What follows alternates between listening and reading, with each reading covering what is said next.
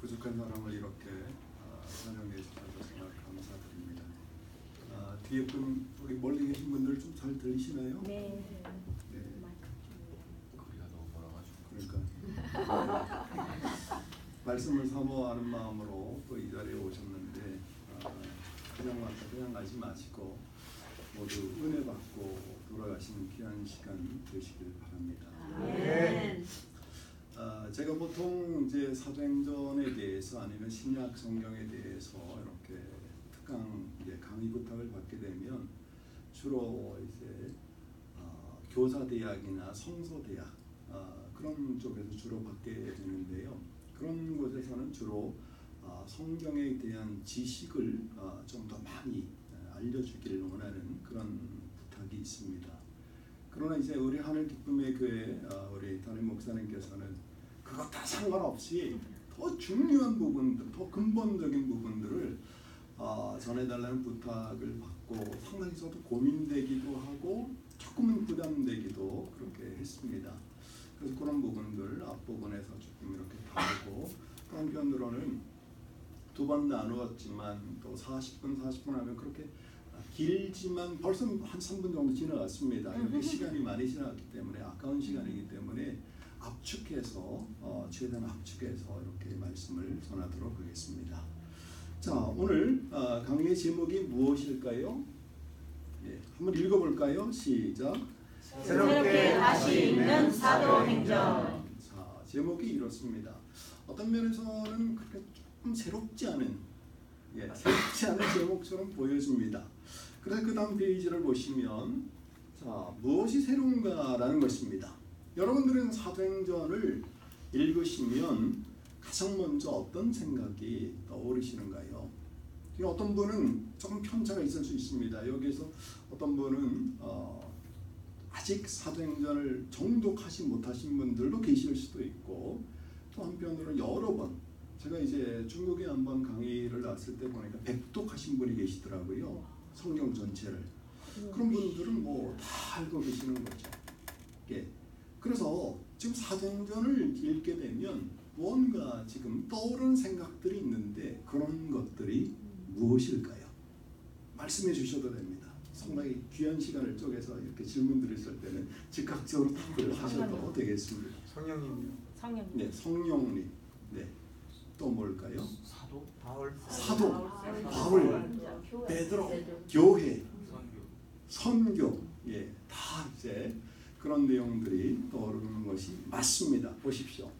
가장 먼저 사도 바울의 전도 여행, 사도 바울의 전도 여행이 13장부터 28장 후반부 마지막에 있는 그 부분들이 다 바울의 이방인에게 복음을 전하는 그런 내용들이기 때문에 아주 중요하게 생각합니다.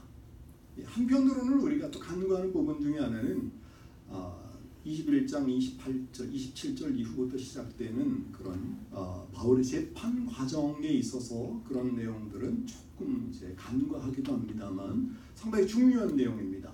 그 다음 이방인 선교, 땅끝이라는 개념에 아주 강조를 해서 결국 1장 8절에 근거해서 땅끝으로만 가는 그런 부분. 또 한편으로는 성령 행전, 성령의 이제 이 역할이 워낙 중요한 것, 아주 틀린 것이 아닙니다. 정확하게 여러분들도 핵심을 말씀하셨고 뭐 틀리지 않습니다. 그러나 새롭다라고 이야기할 때, 지금 이제 서두에 말씀드렸듯이 뭔가 새롭고 뭔가 정확하게 1장부터 28장까지 정확한 가장 핵심적인 내용이 무엇일까? 저자인 누가가 이야기하고픈 부분이 무엇일까라는 부분을 저는 이제 다음 시간에도 이제 이 부분에 대해서 연결시켜서 말씀드리겠지만 한 두 가지 정도 이렇게 말씀드릴 수가 있겠습니다. 역사의 주관자는 하나님이시다라는 사실입니다. 네. 감사합니다. 역사의 주관자는 하나님이십니다. 네. 이 부분이 너무나 쉬우면서도 간단하지만 이 부분이 성경 자세히 들여다보니까 정말로 이렇게 누가가 고백하고 있으면서 우리에게 전달하고자 하는 중요한 메시지라고 이렇게 볼 수 있다는 겁니다.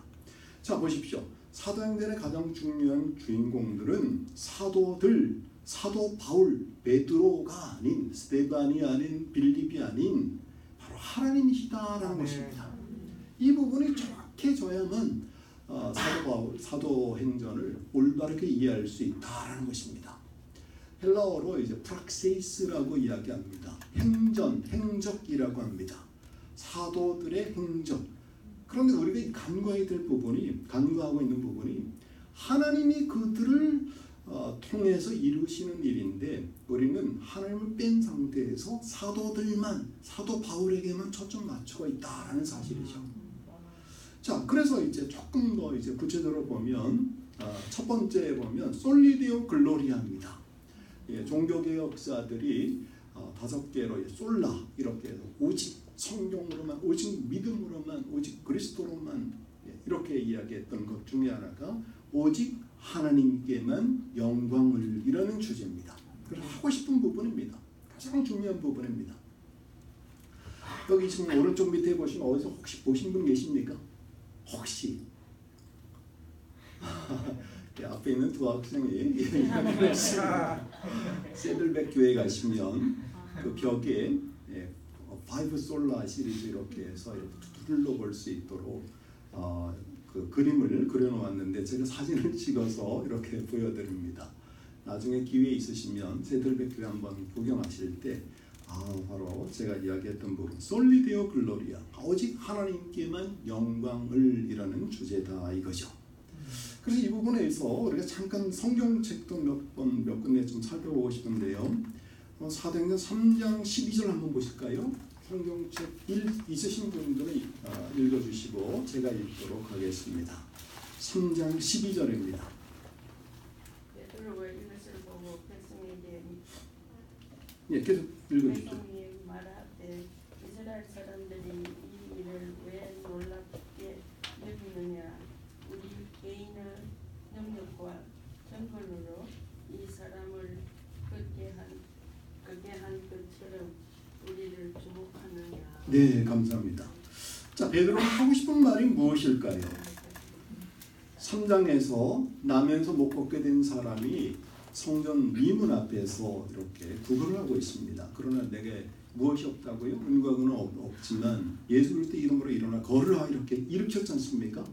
그때 하고픈 말이 이겁니다. 베드로가 사람들이 나를 주목하니까 왜 개인의 경건과 능력으로 이렇게 한 것처럼 왜 나를 주목하느냐 이겁니다.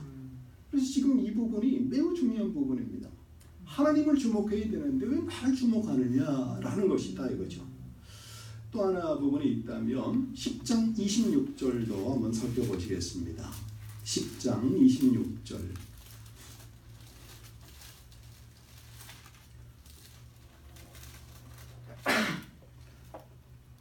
제가 읽을까요? 베드로가 이렇게 이르되 일어서라 나도 사람이라 하고 왜 사람이다 라고 얘기했을까요? 나는 하나님 앞에 일개의 아주 부족한 사람이다.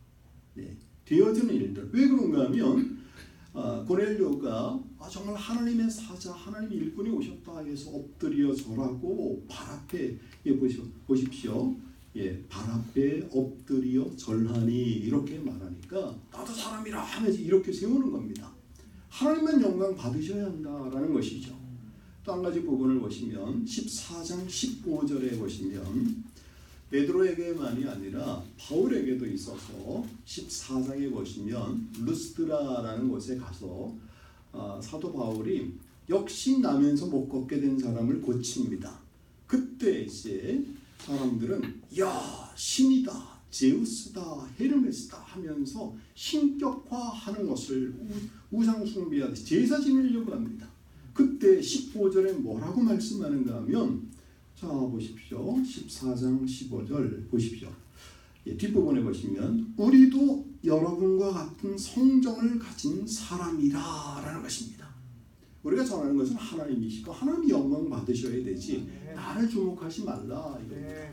이 부분이 이제 사도 바울을 통해서 그리고 또 한 가지 부분이 있다면 12장 12장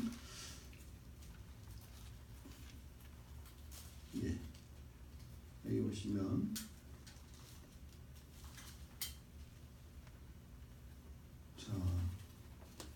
12장 23절을 보십시오. 22절부터 보셔도 됩니다.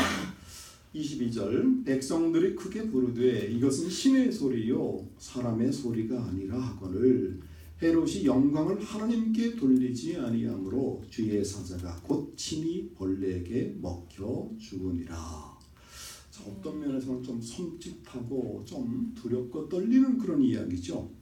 하나님께 영광을 돌리, 그 당시 가장 헤롯 아그리파 1세 가장 높은 사람인데 사람들이 막 축혀 세우고 높이고 있으니 사람이 아니다 신의 소리다라고 높이니까, 그리고 나서 영광을 하나님께 돌리지 않으니까, 역사가인 누가가 보기에 하나님의 영광을 돌리지 않으니까 어떻게 되었다고요? 주의 사자가 곧 친히 벌레에게 먹혀 죽으니라라고 했다 이거죠. 근본적으로 하나님께만 영광을 돌려야 된다라는 것입니다. 더 큰 틀에서 말하자면 역사의 주관자는 하나님이시다. 네. 두 번째 부분이 또 무엇인가 하면 미시오 데이라고 하는 라틴어입니다. 미시오 데이는 우리 선교를 하시는 분들, 선교학을 전공하신 분들은 하나님의 선교입니다. 하나님의 선교라고 말합니다. 그래서 역시 이 선교사분들도 그렇고 목회자들도 그렇고, 저는 이제 학생들에게 제발 목회자가 되고 나서 안수 받고 나서 제발 좀 어깨에 힘 좀 빼라 이렇게 얘기를 합니다. 자연스럽게 들어갈 수가 있습니다. 여러분들이 들으시기가 좀 불편할 수도 있습니다. 그러나 이제 학생들의 신분에 있을 때는 제발 좀 안수 받고 나서 좀 이제 어깨에 힘 들어가지 말라. 자연스럽게 들어갈 수가 있다는 거죠. 그런 경우도 저도 많이 봤다 이거죠. 그럼 참 안타까운 부분이죠. 하나님의 일꾼이고 종으로서 일을 감당해야 되는데 자연스럽게 그런 일들이 보여줄 수 있다는 것인데, 역시 마찬가지로 하나님께 영광 돌리고 하나님의 선교, 하나님이 하신 일이다. 모든 일이 내가 이제 계획하고 내가 하는 일이 아니라 하나님이 시키시고 하나님의 뜻대로 움직여지는 그런 도구에 불과하다라는 것을 고백하는 그런 내용이다 이거죠. 네. 여러분 한번 14장 27절 한번 보실까요? 우리가 다음 시간에 우리가 좀 13장 이후를 조금 더 구체적으로 살펴보겠습니다만, 지도를 통해 14장 27절을 보시면 이렇게 말씀합니다. 그들이 이르러 교회를 모아 하나님이 함께 행하신 모든 일과 이방인들에게 믿음의 문을 여신 것을 보고하고. 자, 그들이 보고했는데 어떤 보고의 내용일까요? 그들이 보고를 했습니다. 무슨 보고의 내용일까요? 하나님이 함께 행하신 모든 일, 그리고 누가 믿음의 문을 여셨습니까? 이방인들에게 하나님이 여셨다라고 고백합니다. 똑같은 부분들이 15장 여기 4절에도 보시면, 뒷부분에 보시면 하나님이 자기들과 함께 계셔 행하신 모든 일, 그리고 12절에도 보면 바나바와 바울이 하나님께서 자기들로 말미암아 이방 중에서 행하신 표적과 기사에 대하여 말하는 것을 듣더니 하나님이 우리를 통해서 하셨습니다. 물론 이제 어떤 면에서 너무 당연한 부분이긴 해도 성경에서 이렇게 정확하게 지적하고 있다는 부분을 다시 한번 재인식한다는 것이 매우 중요하다라는 것입니다. 그래서 선교 보고를 할 때 하나님이 행하셨다라고 이렇게 보고하는 모습을 볼 수 있습니다. 또 하나님의 선교에 또 하나 측면이 있다면 16장 6절 한번 보시겠습니다. 여기 보시면 16장 6절부터 보시면 우리 이 부분도 다음 시간에 조금 더 구체적으로 볼 겁니다. 사도 바울은 지금의 터키 지역에서 특별히 에베소라는 곳에 사람들이 많이 살고 있기 때문에 대도시 중심의 선교를 하고자 했습니다. 그런데 하나님께서 여기서는 성령께서 주의 사자가 무엇을 하게 되는가 하면 방향을 바꿔 놓으십니다. 어디로요? 결국 어디로 가게 됩니까? 전혀 생각지 않았던 아시아가 아닌 유럽의 선교가 시작되게 되었다 이거죠. 그래서 하나님이 이끄셔서 유럽에까지 가게 되고, 그래서 유럽 가운데 첫 번째 중요한 성인 빌립보까지 이르게 되었다라는 것입니다.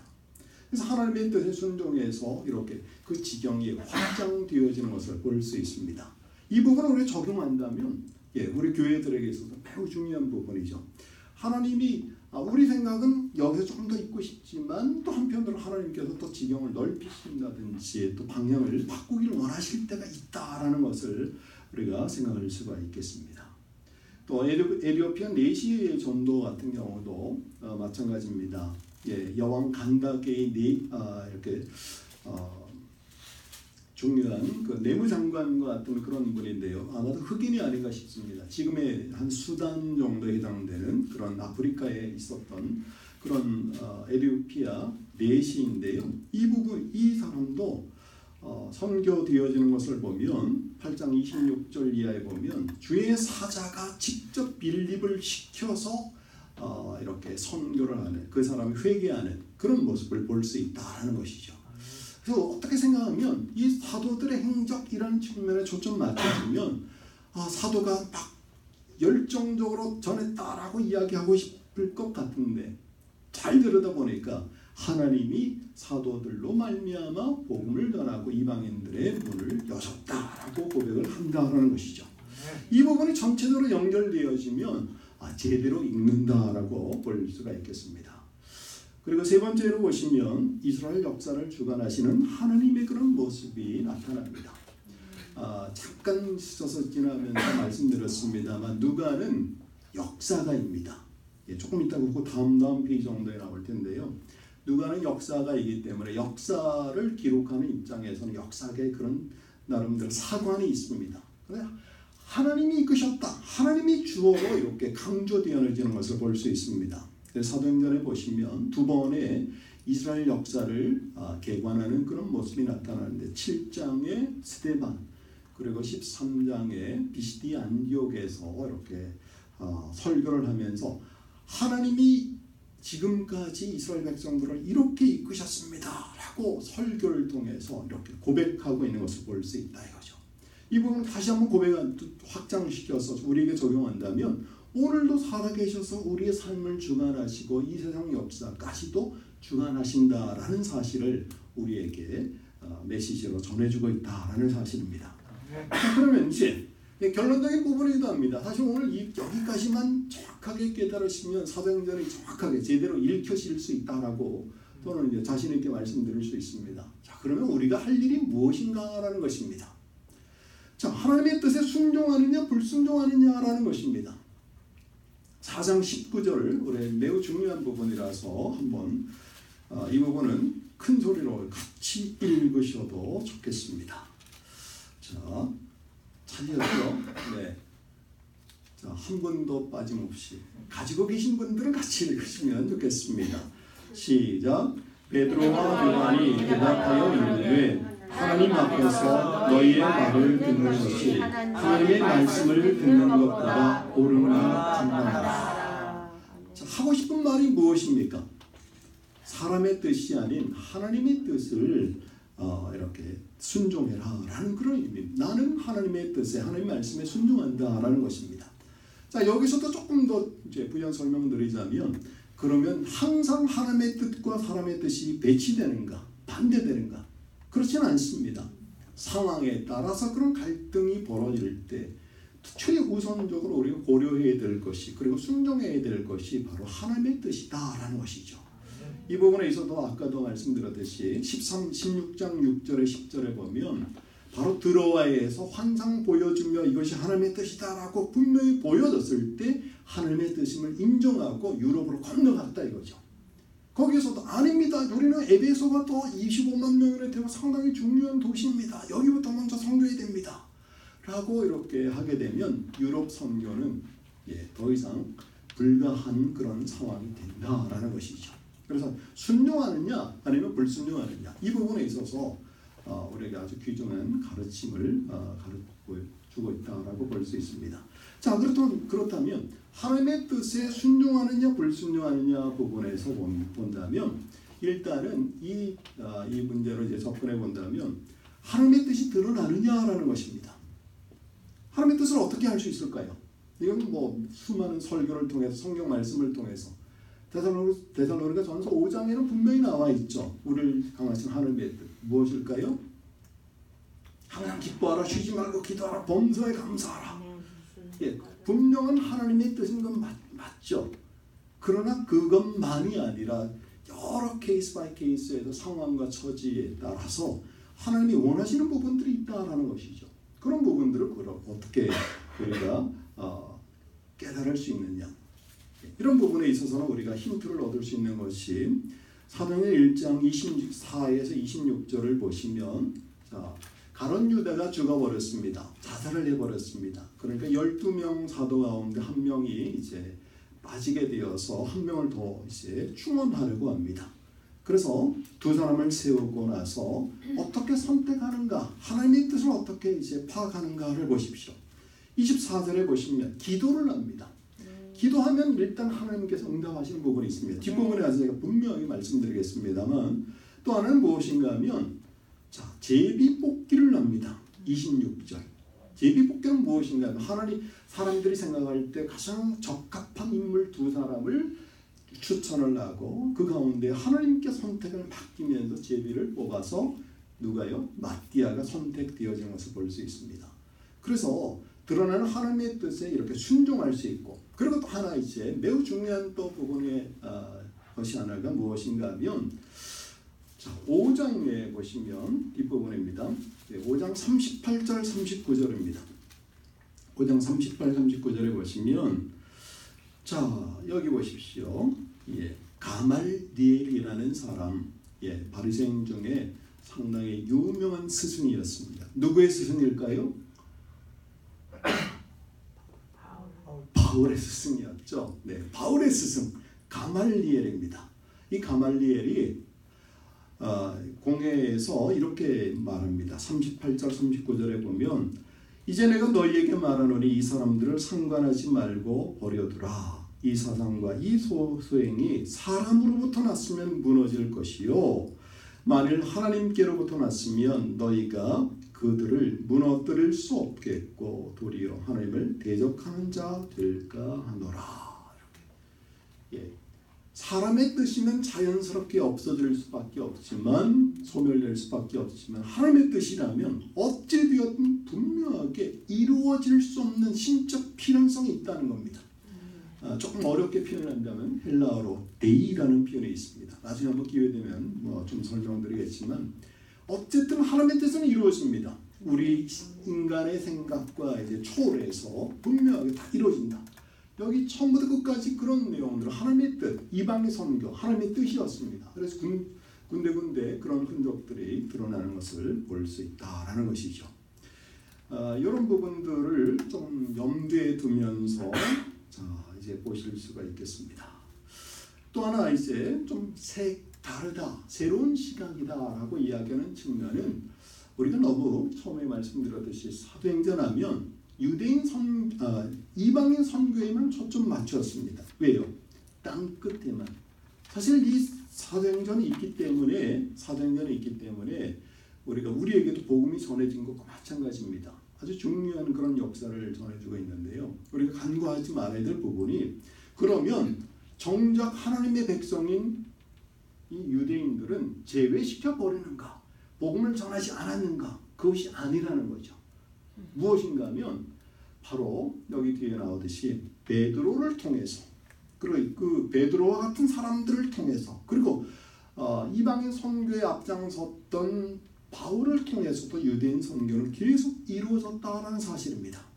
그래서 제가 여기 보면 이렇게 화살표 있는데, 현재 우리는 이라는 측면을 제가 이야기한 부분이 무엇인가 하면, 우리가 여기 이방 지역이니까, 미국이니까 미국 시민들만 전도해야 된다, 이렇게 생각할 수도 있지 않습니까? 그렇게 생각할 수도 있겠지만, 또 한편을 적용해 본다면 우리가 여기에서 같은 동포끼리도 동포에게도 복음을 전하지 못한다면 얼마나 하나님께서 또 안타까워하실까, 그런 측면이 또 여기에 드러나는 것을 볼 수 있습니다. 그래서 여기 예를 들어서 이제 바울을 통해서는 어디로 이제 가는가 하면 시나고그입니다. 이 부분은 다음 시간에 좀 자세하게 설명드리도록 하겠습니다. 시나고그가 무엇인가 하면 회당입니다. 회당에서 뭘 할까요? 회당은 어디에 있을까요? 예루살렘 성전이 아닌 곳에 있습니다. 예루살렘 성전에 제사를 드리고 하나님과의 관계도 회복하고 하나님의 말씀을 듣기도 하고 여러 가지 주로 이제 관계 회복되는 그런 부분인데, 회당에서는 말씀을 듣고 공부하기도 하지만 더 타지에 디아스포라 유대인 같이 타지에 있는 사람들에게는 아주 중요한 곳이었습니다. 왜요? 거기에 가면 여행객 같은 경우는 잠자리를 제공해 준다든지 여행 정보를 준다든지 또 기회가 된다면 말씀을 또 강의할 수 있는 기회도 회당장이 부여할 수 있다는 것이죠. 이 부분을 생각하시면 사도 바울이 왜 이방인 지역에 가서 복음을 전할 때 가장 먼저 회당에 가서 복음을 전했는가? 또 한편은 가장 먼저 하나님의 사람들에게, 하나님의 민족들에게, 이 백성, 유대 백성들에게 복음이 전해져야 한다라는 그런 사실이 여기에 포함되어 있는 것을 볼 수 있습니다. 유대인도 선교의 대상입니다라는 그 측면에서 우리도 지금 간과하고 있는 부분들, 우리 가족들이든지 친구 또 아니면 내 주변에 있는 사람들에 대한 관심도 이 사도행전 보면서 멀리만 생각하는 것이 아니라 가까이 있는 그런 사람들도 조금 더 다시 한번 생각하자는 그런 의미에서 새롭게 다시 읽자라고 그렇게 말씀드릴 수가 있겠습니다. 네. 자, 지금 30분 지났죠? 네. 자, 이제 보시면 아주 좀 쏜살같이 지식적인 부분들을 제가 좀 말씀드리겠습니다. 제가 말씀드렸지만 앞부분의 내용들을 정확하게 이해하시면 이런 개론적인 부분은 스마트폰이든지 뭐 인터넷을 통하면 여러 이제 정보들이 있습니다. 제가 간단하게 비교적 무난한 그리고 좀 일반적이고 보편적인 신학적인 지식들만 간단하게 요약해서 이렇게 말씀드리도록 하겠습니다. 혹시 PPT 필요하시면 나중에 오주근 목사님께 받으시면 되겠습니다.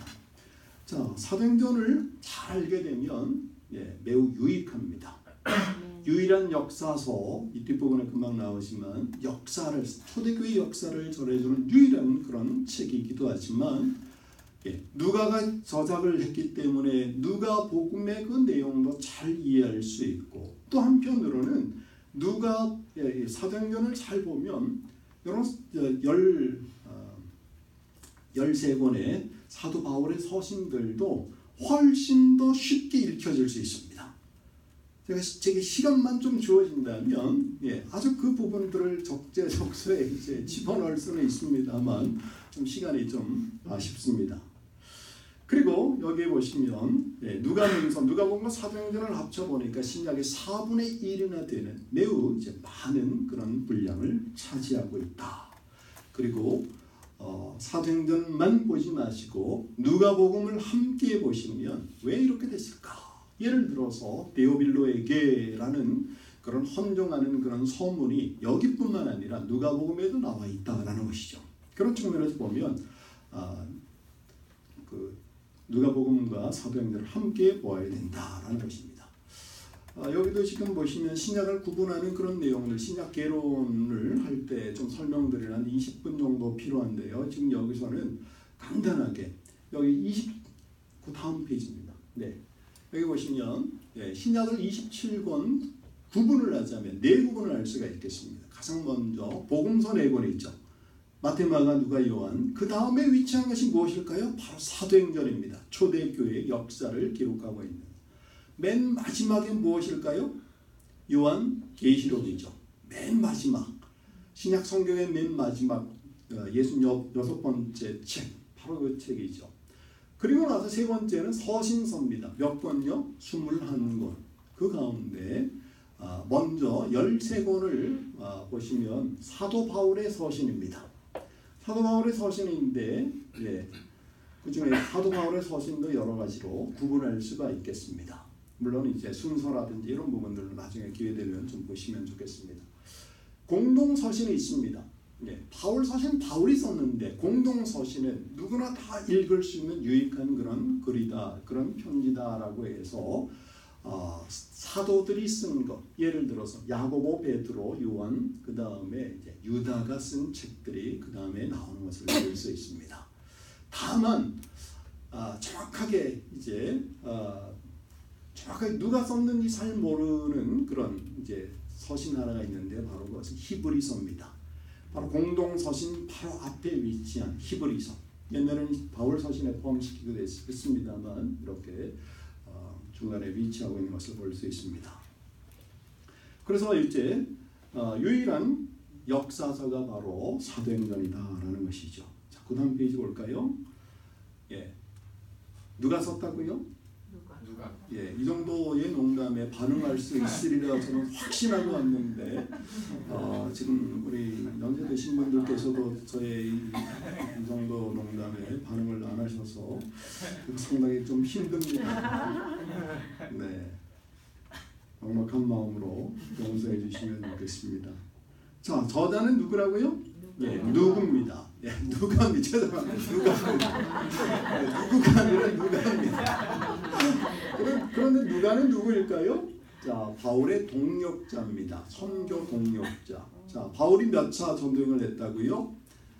1, 2, 3차, 그 다음 로마 여행을 했는데 1차 여행 때는 함께하지 못하고 2차 여행 때부터 마지막까지 함께 했던 것을 볼 수 있습니다. 보십시오. 디모데후서 3번에 보시면, 디모데후서 4장에 보시면 마지막 바울이 임종하는 그 순간까지 지켜준 사람이 바로 누가였다라는 것을 알 수가 있습니다. 여러 가지 부분이 있는데 특별히 이분은 의사였다. 그래서 의원 누가, 누가 의원 이런 표현이 주로 많이 나오는 것을 볼 수 있습니다. 예, 그리고 가장 훌륭한 글을 썼다라는 것은 헬라어가 가장 어렵다라고 보시면 되겠습니다. 어찌되었든 사도 바울과 함께 복음을 전하면서 선교행에 동참하면서 자신이 복을 느끼고 깨달은 그런 내용들을 중심으로 이렇게 기록하였다라는 것입니다. 그래서 조금 더 깊이 들어간다면 여기 보면 한 5군데 정도, 5군데 정도 우리 단락이라는 것이 있습니다. 4번에 보시면, 자, 우리 공부합시다 그러면 내가 들어갑니까? 들어가지 않습니까? 들어갑니다. 분명한 사실이죠. 네. 바로 우리가라는 표현이 드러나는 것으로 보아서 그것이 바로 바울이 전도여행에 함께 동참했다는 중요한 근거로 제시되고 있다는 겁니다. 우리가 어디에 가서 어떻게 복음을 전했다라는 그런 내용들이 나오는데 그 내용이 바로 복음에 동참했다는 근거로 볼 수 있겠습니다. 자, 그 다음에 보시면, 편지 연대를 보시면 한 가지만 아시면 됩니다. 누가복음 다음에 썼을까요? 아니면 누가복음 전에 썼을까요? 그렇습니다. 누가복음 다음에 썼다는 것이 일반적입니다. 누가복음에는 어디까지 썼을까요? 예수께서 탄생하시고 승천하시기까지, 십자가에 달려 돌아가시고 승천하시기까지.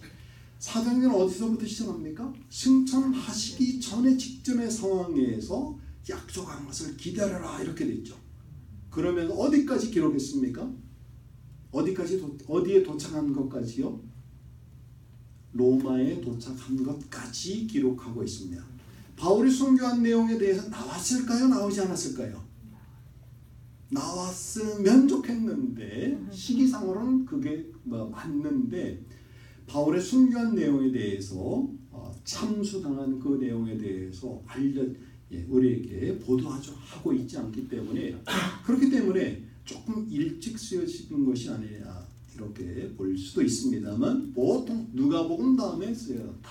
좀 연대로는 한 80년 이후 이렇게 볼 수가 있겠습니다. 그 다음에 보시면 수신자는 누구일까요? 누가 먼저 봤으면 좋을까요? 데오빌로입니다.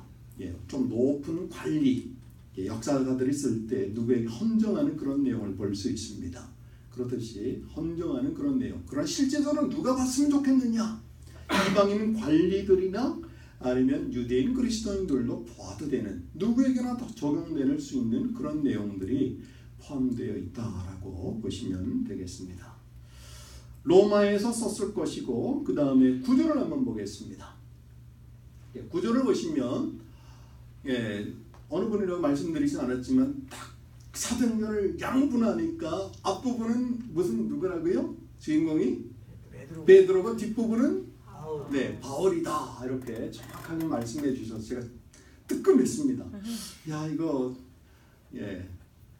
어디까지 얘기해야 되나 생각이 들었습니다. 상당히 이제 공부를 많이 하신 분들이 계셔서 일단 베드로 행전이라고 볼 수 있는 부분은 베드로가 12장에서 주된 역할을 감당합니다. 물론 이 부분도 좀 다르긴 합니다만, 그리고 13장부터 28장까지가 바울 행전입니다. 바울이 주로 이제 사역한 이방인 로마까지 이르는 그런 복음을 전하는 그런 내용이 나와 있고, 자, 지리적으로 구분한다면 어떤 면에서는 이 부분이 이제 구분이 가장 많기도 합니다. 1장 8절에 보시면 예루살렘과 온 유대와 사마리아와 땅끝까지라는 부분이죠. 그래서 처음 시작할 때 예루살렘에서 오순절 성령이 강림하고 초대교회가 형성되어지고 조금씩 확장되어지다가 어디까지요? 유대로 확장되어지고 8장에 가면 사마리아, 빌립에 의해서 사마리아, 그 다음 13장에 넘어가면 다 모두 땅끝까지 다 바뀌어진 것을 볼 수가 있습니다. 그래서 이렇게 삼중구조로 보는 것이 상당히 무난하고 설득력이 있을 수 있습니다.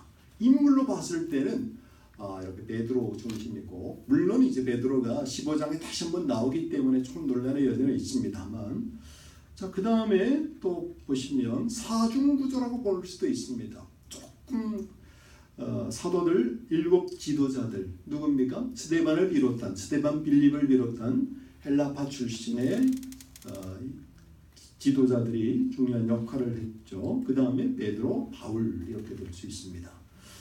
육중구조를 보면 중간중간에 요약하는 그런 내용들이 있기 때문에 그렇습니다. 요약하는 듯한 내용, 이 부분도 이제 여러분 한번 살펴보시면 흥미로운 내용이 아닌가 싶습니다. 자, 그러면 이제 5분 동안에 이제 무엇을 할 것인가, 좀 신학적인 특징이 있습니다. 어떤 글이 있으면 어떤 특징이 있느냐? 자, 예루살렘이 강조되고 있습니다. 예루살렘 중심적이다. 모든 일의 시작은 예루살렘이다. 여기서는 어떻습니까? 우리 교회가 중심이니까 여기 어디라고 표현해야 될까요? 지역이요? 네, 산타페 중심이라고 해야 될까요? 네, 오렌지 카운티. 거기를 중심으로 이제 조금 확장되는 그런 모습이 있듯이 사도행전에 보시면 예루살렘 중심이 되는 것을, 왜? 성전이 있기 때문이고, 나중에 또 다시 한번 기회 되면 말씀드리겠습니다. 그래서 여러 번 그 다음 페이지 보시면 누가복음에 보시면 주로 예루살렘에서 벌어지는 일들을 자세하게 소개하고 있고, 예루살렘이 시작해서 로마까지 복음이 전해지는 것을 볼 수 있습니다. 자, 두 가지 부분이 이제 아주 중요한, 그리고 우리 신앙생활의 중요한 부분, 힌트를 제공하고 있는데요. 기도를 강조하고 있다는 겁니다. 제가 이 사도행전과 누가복음이 없었더라면 우리 한국교회 모습이 상당히 오해받을 수 있겠다, 이런 생각이 들었습니다. 고린도전서 부분 빼놓고 여기 보시면 누가복음 22장에 보시면 어떤 말씀이 있는가 하면 22장 44절에 보시면 예수님께서 겟세마네 동산에서 기도하실 때 어떻게 기도하셨을까요? 어떻게 해요? 제가 봉독해 드리겠습니다. 예수께서 힘쓰고 애써 더욱 간절히 기도하시니 땀이 땅에 떨어지는 핏방울 같이 되더라. 아주 간절한 모습이 여러 가지로 몇 중으로 이렇게 묘사되고 있는 것을 볼 수가 있습니다. 다른 복음서보다 훨씬 더 강조하고 있습니다. 이런 내용으로 보신다면 전체적으로 이제 기도가 매우 중요하구나, 이것을 누가가 우리에게 전달하고 있다라는 것이죠. 예수님도 중요한 상황들마다 기도하십니다. 그 다음 페이지 보시면, 여기 보시면, 자, 예를 들어서 5번에 보시면 이렇습니다. 예를 들어서 여기도 그렇고, 예수님의 12제자를 뽑기 전에도 밤새워 기도하시고, 무슨 중요한 일이 있을 때마다 우리가 방금 전에 기도했던 것은 간절하게 기도하고 일을 진행했던 것을 볼 수가 있다라는 것이죠. 매우 중요한 일들이 있다. 그러면 무조건 기도가 정확히 앞선다. 기도보다 앞서지 않은 그런 내용들이 정확하게 여기에서 증거되어지고 있다는 것이죠. 그 다음에 또 여기는 좀 넘어가면 좋겠습니다. 자, 그 다음 페이지 보시면 자, 여기서 아주 중요한 메시지가 전달되고 있는데요. 타인을 위한 기도였다라는 것입니다. 소위 중보 기도라고 말할 수 있는 그런 내용들이 곳곳마다 나온다. 그 다음에 기도에 있어서도 무릎 꿇고 그 다음 쪽에 보시면요. 무릎 꿇는 그런 내용들 곳곳마다 이제 사도행전에서 등장하게 되고 그 다음 쪽에 보시면 금식하는 부분에 있어서도 많이 나타나게 되는 것을 볼 수 있습니다. 또 함께 모여서 기도하는 그런 내용도 있죠. 예수님의 기도만큼 혼자만의 기도였고 대부분 집단적인 함께 모여 기도하는 그런 내용들, 한 마음으로 기도하는 것, 결정적인 부분이 성령 받기 전에 10일 동안 간절히 기도했다라고 이야기하는 부분, 그런 부분이 아주 의미 있습니다. 예를 들어 찾은 기도 그 부분에 보시면 전혀 기도에 힘썼다라는 부분 1장에 보시면 성령 강림하기 전에 공동체가 해야 될 일이 무엇인가? 바로 이제 강하게 강하게 매어 달려서 기도하는 그런 모습이 10일 동안 있었다라는 것을 우리에게 이야기하고 있는 것을 볼 수 있습니다. 그 다음에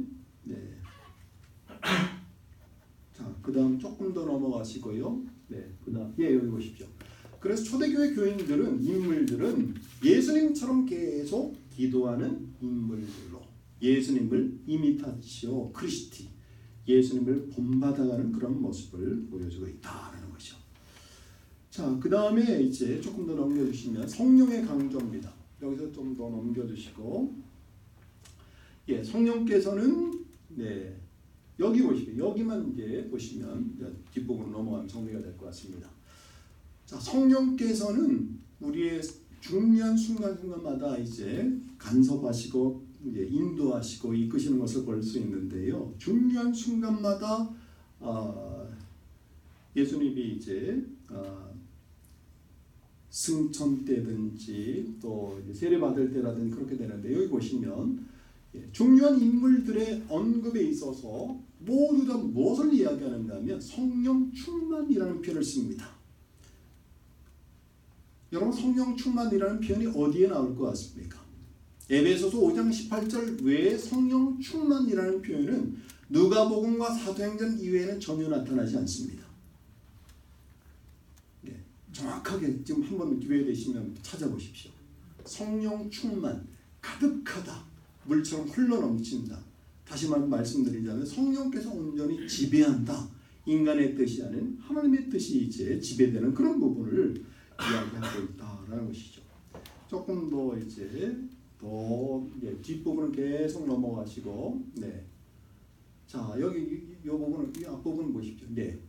그래서 성령께서 성교와 직접적으로 연결되시고 그 다음요.